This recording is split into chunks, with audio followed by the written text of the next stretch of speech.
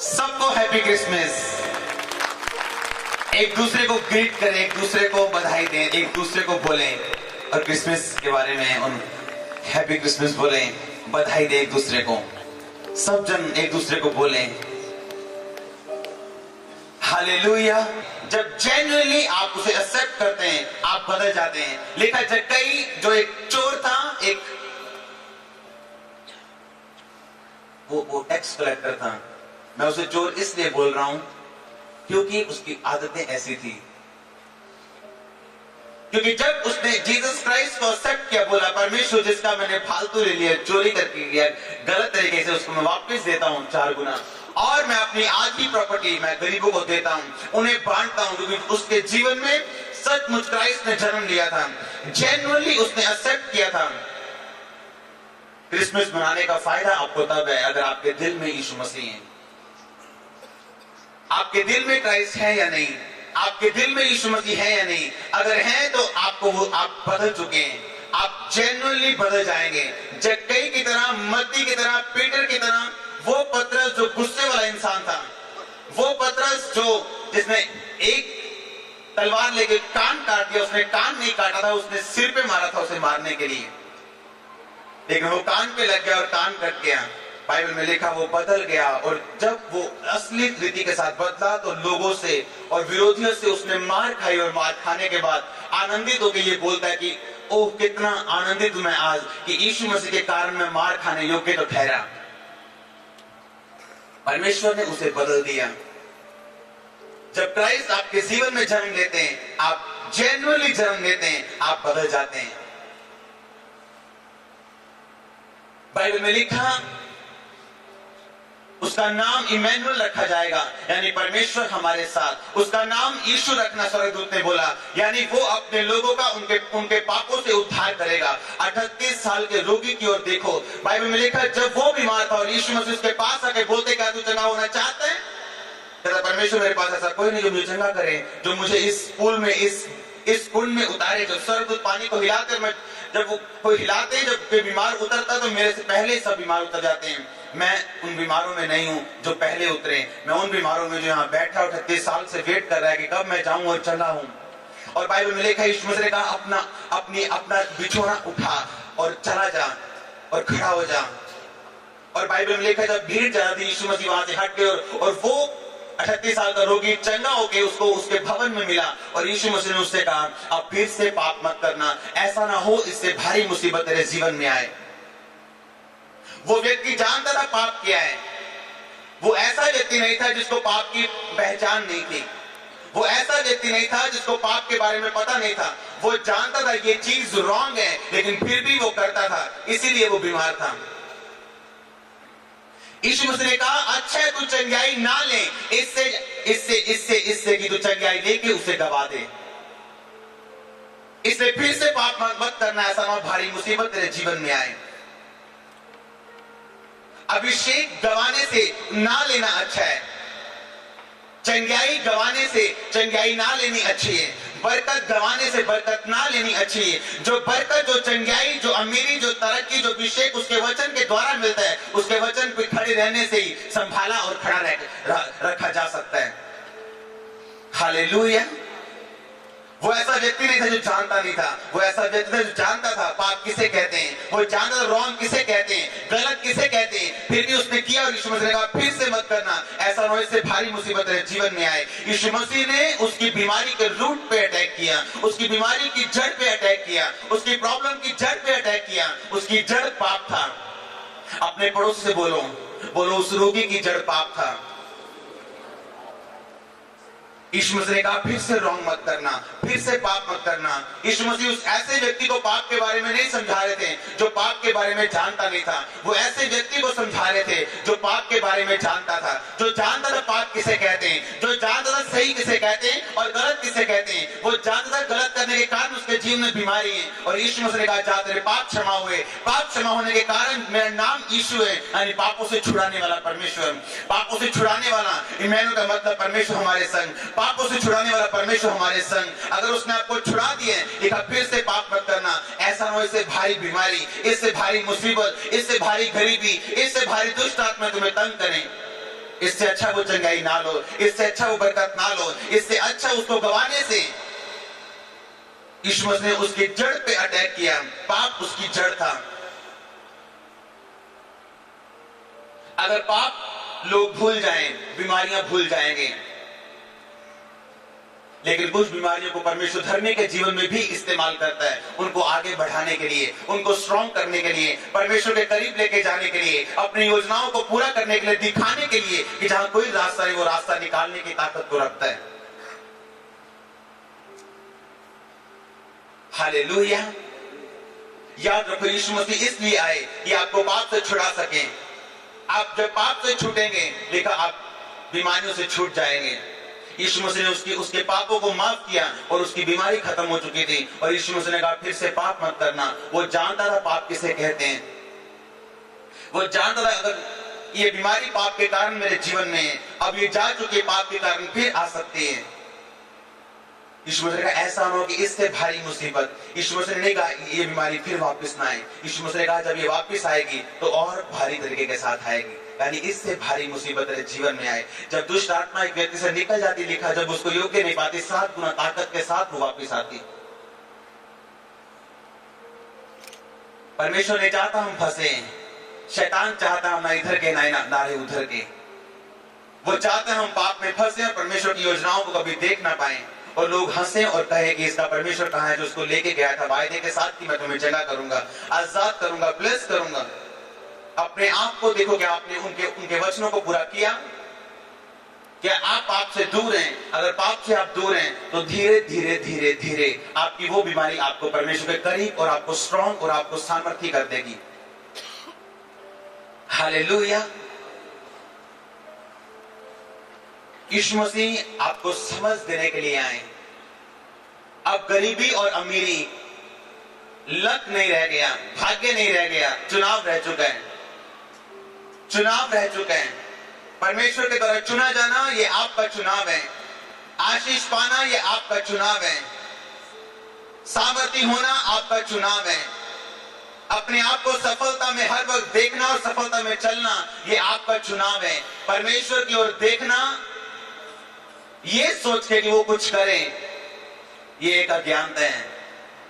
Bible में लिखा उसने आखिरी शब्दों को क्रूस पे बोला, कहा पूरा हुआ। मैंने तेरे कामों को पूरा कर दिया। तेरी गरीबी के कामों को, मैं तेरी गरीबी को खत्म करने के लिए सब कामों को पूरा किया। तेरी बीमारियों को खत्म करने के लिए मैंने सब कामों को पूरा कर दिया। तेरी निराशा को खत्म करने के लिए मैं क्रूस पे चढ़ाया गया। अब तो विश्वास कर। अब तो अगर विश्वास करेगा तो मेरी महिमा को देखेगा।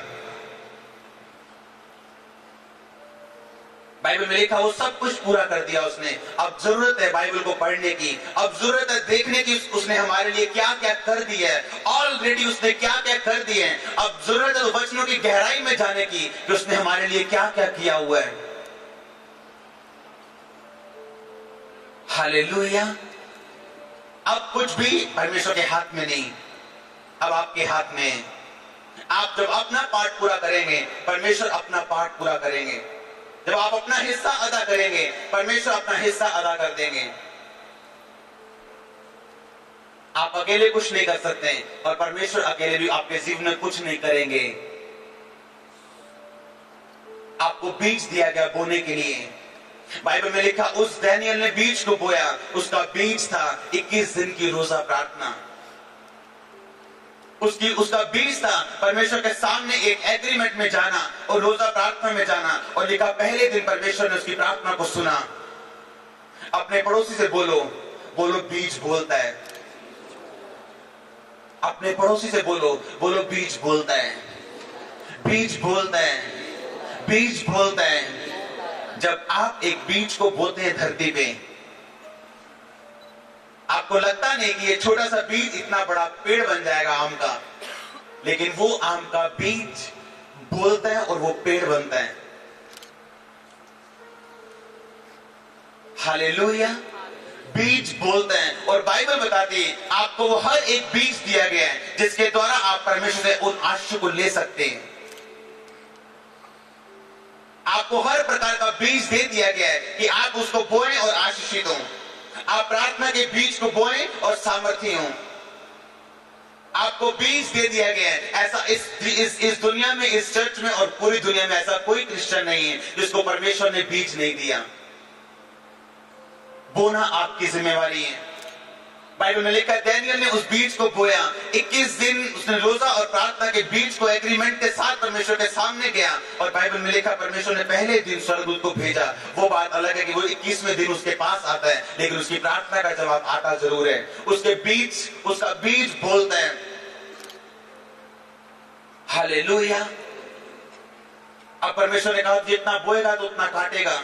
तुझे सामर्थ चाहिए, मेरी हजूरी में आ, प्रार्थना में जा, विश्वास में बना रहे, विश्वास के बीज को बो और वो तेरे लिए बोलेगा।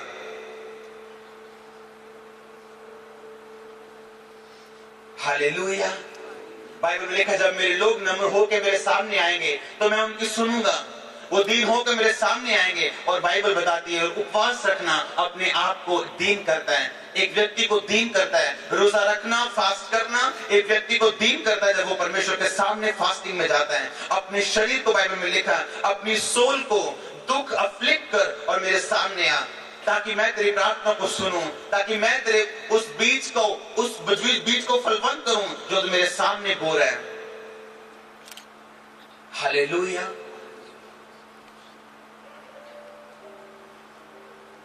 बाइबल में लिखा उस निन्वे के लोगों ने परमेश्वर के सामने 3 दिन 3 रात का एक बीज बोया।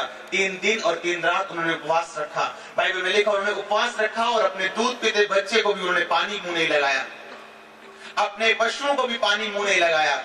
और बाइबल में लिखा 3 दिन रात वो परमेश्वर के सामने टाट ओढ़ के रोते रहे और परमेश्वर क्षमा मांगते रहे। और बाइबल में लिखा परमेश्वर जो उन लोगों से नफरत करता था और ये पापी लोग थे, परमेश्वर ने उनको मारने की बजाय उनको ब्लेस किया और बोला इन लोगों ने मन फिरा लिया है, इन्होंने बीज को बोया, मैं इनके बीज को फलवंत करूंगा। अगर परमेश्वर उस पापी निन्वे को इतना ध्यान से सुनता है जब वो बीज को बोता है, आपको और मुझको वो क्यों करना देगा? आपकी और मेरी वो क्यों करना सुनेगा? आप और मैं जो उसके खास लोग हैं, आप और मैं जो उसके अपने खून से खरीदे गए लोग हैं, आप और मैं जो उसके अपने खून से परचेज किए हुए लोग हैं, वो हमारी और आपकी क्यों ना सुनेगा? हालेलुया। आप जो उसके खून से खरीदे हैं, स्पेशल प्राइस देके परमेश्वर ने आपको खरीदा है। जब आप उस बीज को बोएंगे तो वो आपकी क्यों करना सुनेगा? आज का टॉपिक उपवास है। वो बीज जो उपवास के साथ हम बोते हैं। बाइबल में लिखा इस्रा ने परमेश्वर के सामने जाके परमेश्वर के लोगों के लिए वो रोता है। नेहेमिया जाता है, उसके लोग जाते हैं। लिखा शाऊल और बरनबास को जब अलग करना था तो रोजे रखे गए और उपवास प्रार्थना की गई और परमेश्वर के सामने वो गए और उस बीज को बोया और परमेश्वर ने उनकी प्रार्थना को सुना। अगर परमेश्वर निन्वे के लोगों की प्रार्थना को सुन सकता है जब वो उपवास के साथ सच्चे मन से मन फिरा के उसके सामने जाते हैं, आप और मेरी वो क्यों करना सुनेगा? आपके और मेरे बीज क्यों करना फलवंत होंगे? बाइबल में लिखा वो बोने वालों को बीज देता है, फसल नहीं देता, वो बीज देता है। जब आप उस थोड़े टाइम को परमेश्वर में बोते हैं, आप काटते हैं, आप जो प्रार्थना में जाते हैं अपने टाइम के बीज को बोते हैं, आप काटते हैं सामर्थ को परमेश्वर के सामने। जब आप उपवास में जाते हैं, लिखा रोते और पीटते हुए अपने कपड़ों को, अपने मन को फाड़ के मेरे सामने आओ। लिखा अपने आप को दीन करते हुए मेरे सामने आओ, तब मैं तुम्हारी प्रार्थना को सुनूंगा। और बाइबल में लिखा जब निन्वे के लोग टाट ओढ़ के परमेश्वर के सामने जाते हैं, यीशु मसीह ने मत्ती में बोला एक कपटियों की तरह उपवास मत रखो। जो उपवास रखते हैं उनके मुंह पे उदासी छाई रहती है, ताकि जब लोग पूछे क्या हुआ, आज रोजा रखे मैं, आज मैं रोजा रखे। बाइबल में लिखा जब तुम फास्ट करो तो चमकते रहो, किसी को पता नहीं चलना चाहिए तुमने फास्ट रखा है। तुम्हारा बीज गुप्त में तुमने बोना है। जब तुम उपवास करो तो कपटियों की तरह मत करो, क्योंकि यीशु मसीह ने कहा कुछ लोग फास्ट करते हैं सामर्थ को पाने के लिए, अभिषेक को पाने के लिए, लेकिन मन को फिराते नहीं, अपने आप को दीन नहीं करते।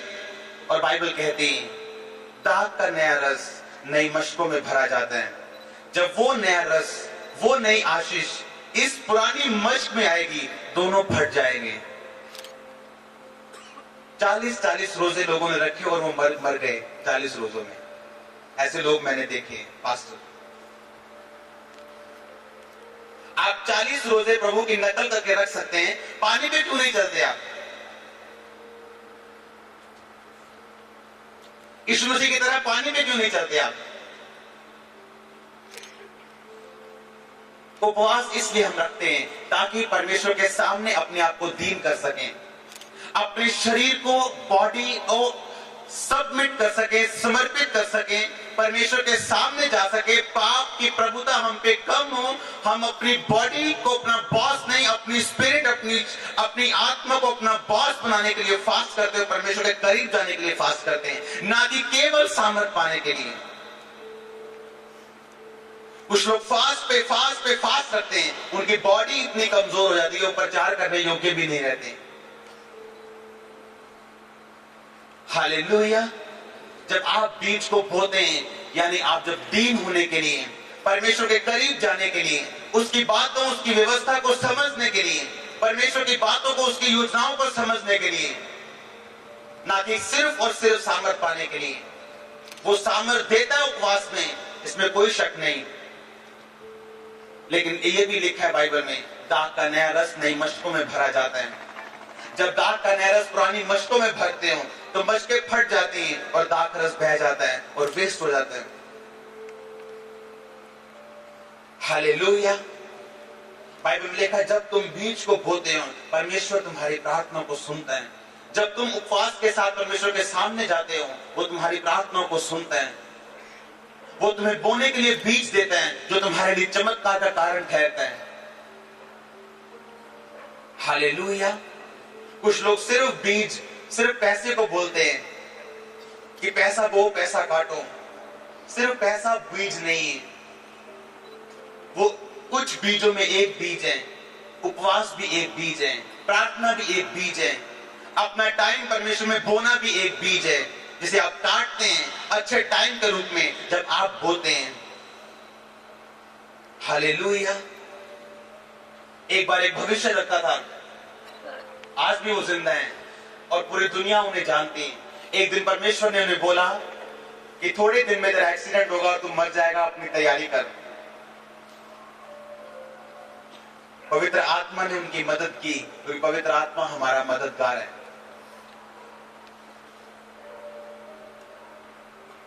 उन्होंने बड़ी अमाउंट परमेश्वर के सामने जाके उसके अल्टर, उसकी वेदी पे रखी और कहा, परमेश्वर अगर मेरी प्रार्थना तुझे सुनती नहीं, मेरा बीज मेरे लिए बोले।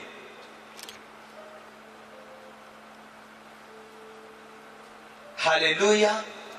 बिना विश्वास आप बीज नहीं बो सकते, आप प्रार्थना में नहीं जा सकते, आप रोजों में नहीं जा सकते। आपको इतनी भूख लगे कि आप रोजे रख नहीं पाएंगे। जो कुछ विश्वास से नहीं वो पाप है, बाइबल में लिखा है। आपका बीज आपके लिए बोलता है हमेशा, आपका सीड आपके लिए बोलता है हमेशा। और आज वो जिंदा है, उनका एक्सीडेंट नहीं हुआ। परमेश्वर ने उनके फेथ पे, उनके विश्वास पे उन्हें उत्तर दिया।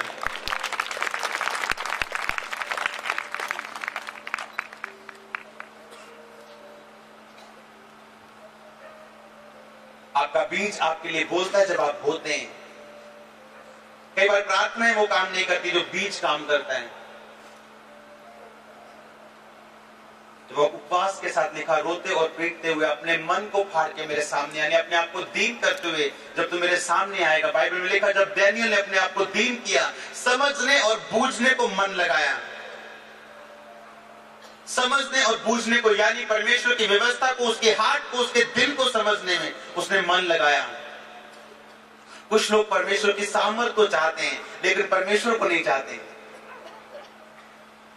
कुछ लोग उसकी आशीष को चाहते हैं, परमेश्वर की व्यवस्था को समझना नहीं चाहते, उसके हार्ट को, उसके दिल को समझना नहीं चाहते। परमेश्वर ने किस लिए आपको अपने पास बुलाया, वो उस योजना को समझना नहीं चाहते। हालेलुया। जब आप उपवास और प्रार्थना में जाते हैं, अपने बीज को परमेश्वर के सामने बोते हैं, कई बार आपका बीज बोलता है परमेश्वर के सामने। आपका बीज ये दिखाता है कि आप में कितना विश्वास है, आपका बीज ये बताता है आप में कितना विश्वास है। जब मैं मसीह में आया, लगातार परमेश्वर ने मुझको हर तरह का बीज बोने के लिए बोला। आज वो बीज मेरे लिए बोलता है, मैं नहीं बोलता हूं। हालेलुया। क्यों ना आपका बीज आपके लिए बोले। आपका बीज ये बताए आप कितने फेथ में, कितने विश्वास में। अपने पड़ोसी को बोलो, बोलो बीज बोलता है। फिर से कहो, वो बीज बोलता है। यस, आपका बीज आपके लिए बोलता है। जब एक छोटे से बीज को बोया जाता है, लगता नहीं कि इतना बड़ा पेड़ बनेगा, लेकिन जब वो बनता है तो हम हैरान नहीं होते। उसी तरह जब हम बीज को बोते हैं मसीह में, जब वो फलता है, आज वो बीज फल चुके हैं जो मैंने बोए थे। आज उन फसल को मैं काट रहा हूं जो मैंने बोई थी। आज मैं हैरान नहीं हूं, बल्कि ये सुन के आनंदित और खुश हूं। परमेश्वर के वचनों को पूरा होते मैं अपनी आंखों से देख रहा हूं, अपने जीवन में पूरा होते अपनी आंखों से देख रहा हूं। इसलिए यीशु मसीह ने कहा, मुझ में की गई प्रार्थनाएं व्यर्थ नहीं जाएगी, मुझ में की गई मेहनत व्यर्थ नहीं जाएगी, मुझ में बोया गया वो प्रार्थना का बीज व्यर्थ नहीं जाएगा। मैं तुम्हारी प्रार्थना को सुन रहा हूं। हालेलुया। जब आप लगातार प्रार्थना में जाते हैं, लगातार बीज को बोते रहते हैं, प्रार्थना के उस बीज को जो परमेश्वर आपको बोलते हैं, एक दिन आता जब आप फसल को काटते हैं। इतनी फसल को काटने के रखने के लिए जगह आपके पास नहीं रहेगी, बाइबल ये कहती है। हालेलुया। क्यों ना हमारा जीवन बोले परमेश्वर को। हमारा मुंह बोलने के बजाय हमारा जीवन परमेश्वर को बोलना चाहिए।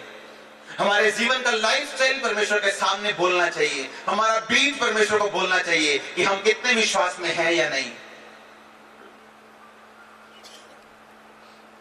हालेलुया। परमेश्वर ने आपसे कुछ भी छुपा के नहीं रखा। उसने आप पे छोड़ा है, उसने आप पे रखा है।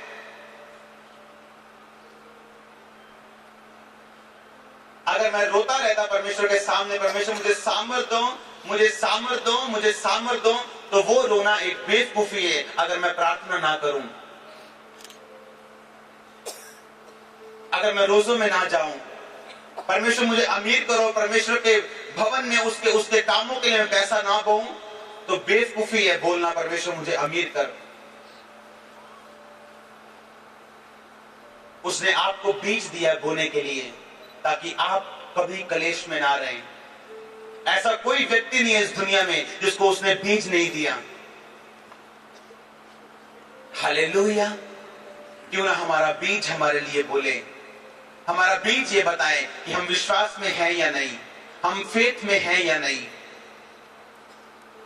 अपनी आंखों को बंद करें, परमेश्वर से बोलें।